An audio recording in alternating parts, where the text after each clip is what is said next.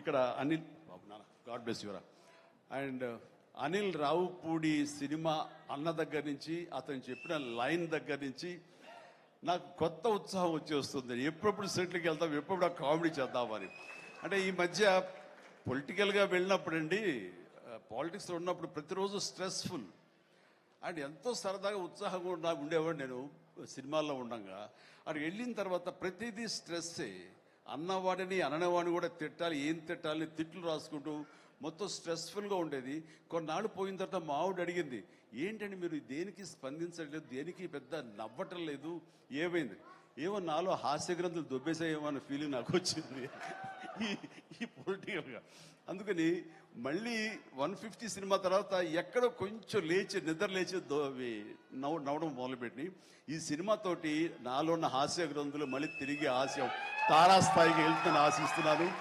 And కూర్చున్నప్పుడల్లా అతని energy అంత ఇంత కాదు. ఆ చెప్తుంటే నాకు వచ్చేస్తుంది అనమాట. అతేదో చెప్తుంటే నేను ఇంకొద్దే చెప్పేస్తాను. అట్లా ఇద్దరం ఒకళ్ళు కంట్రిబ్యూట్ చేసుకుంటూ ఇలాంటి యంగ్ డైరెక్టర్ దగ్గర చేయటం మూలంగా నన్ను నేను మళ్ళీ కొత్తగా ఆవిష్కరించుకున్నట్లు ఉంటుంది.